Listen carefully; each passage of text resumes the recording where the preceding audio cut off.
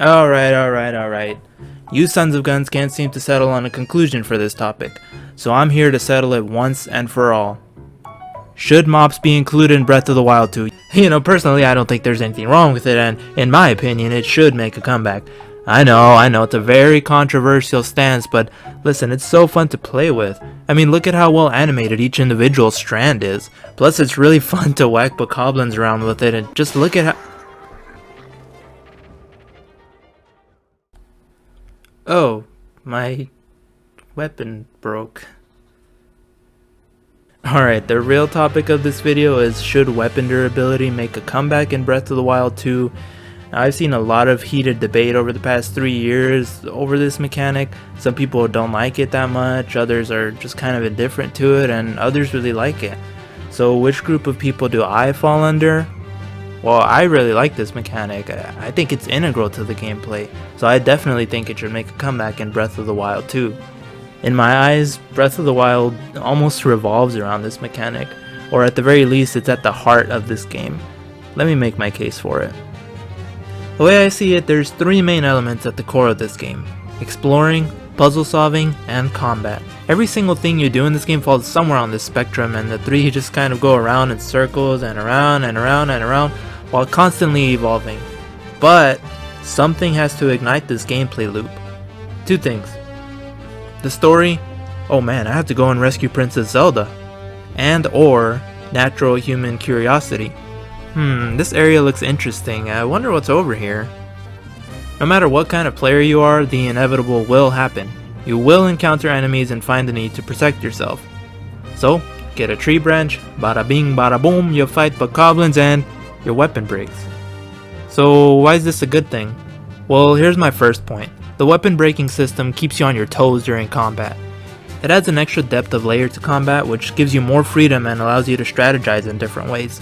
And it sort of tests your ability to think on your feet, because in the back of your mind there's always that threat of your weapon breaking, and you have to think about what you're going to use next. And as weapons come in and out of your inventory, it gives combat variety.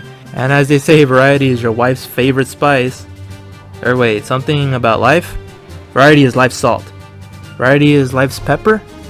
Oregano. Something like that.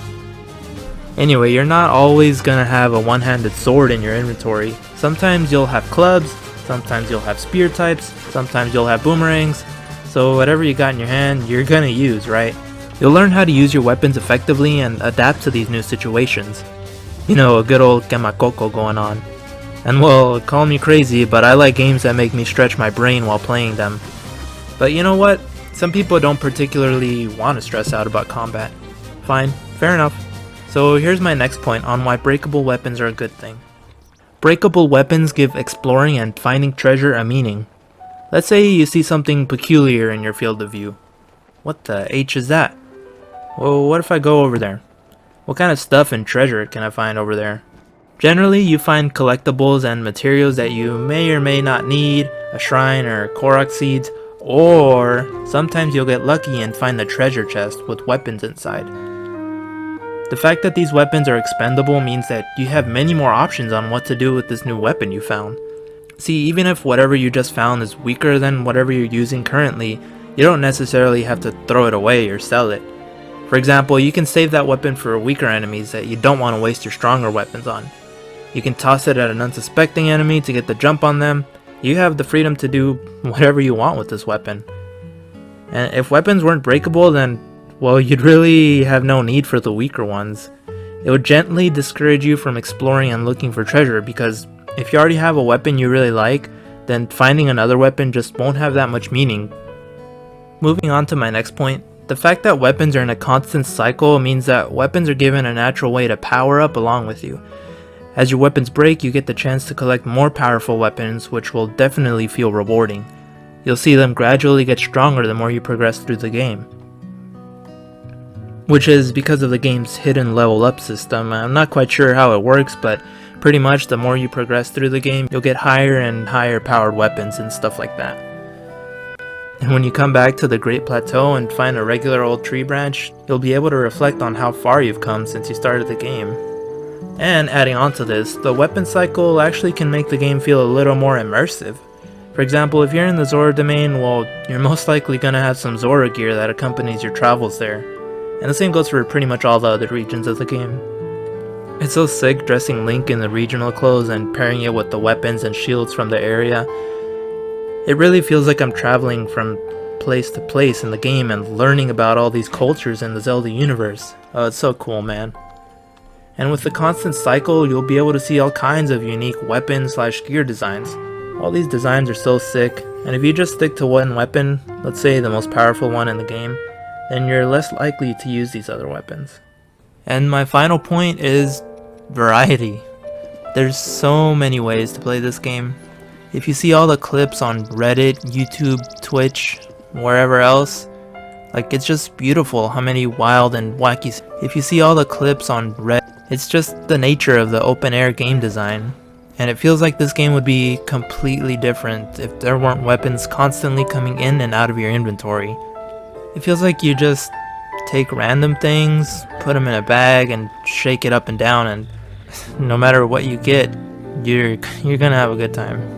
So yeah, these are my main points on why I like breakable weapons in Breath of the Wild. They all tie back to the 3 core elements of the game. You know, it incentivizes you to keep exploring and looking for treasure, and the breakability, it adds extra layers to combat, and it all just feels like a giant puzzle. I really hope it does make a comeback in Breath of the Wild 2. But okay, I'll admit that the mechanic is not perfect, and I do have my issues with it. Like, bro, some of these enemies are literal damage sponges, especially when you start reaching the upper levels of the game, or if you're playing on hero mode. I start to get the sentiments that I wish weapons were at least a little more durable. To me, it starts to feel like the strongest weapons are like really brittle. And it'd be fine if some weapons were really brittle, but I feel like most high level weapons feel like a piece of glass. Also, the special weapons you get from the champions are kinda weak. I think it would have been so cool if they could stick around longer. You know, give them a little more durability. Or at least have them work kinda like the Master Sword, how it breaks, but it's on your person permanently. Which gets to my next point.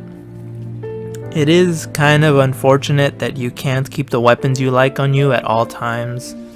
I think this is one of the main points of the people who don't like weapon durability, and to be honest, I see your frustration. Like I said, some of these weapon designs look so cool, but it sucks that you can't use your favorite ones without having to worry about them break. And while I personally don't have this issue, it can make some players hoard their weapons until they find it necessary to use them, which sometimes it's just never. They just keep it in their inventory because they don't find certain combat situations that calls for them. And that's definitely a design issue. As a game developer, I'm pretty sure you want your players to use their weapons and feel satisfied using them. So here's what I'd do if I were put in charge of this mechanic in the next game. Alright, so I think you should be able to designate a main weapon, main shield, main bow, aside from the Master Sword. Or you can pick the Master Sword if you want, it's your life. These cannot be broken, however they start at a low power.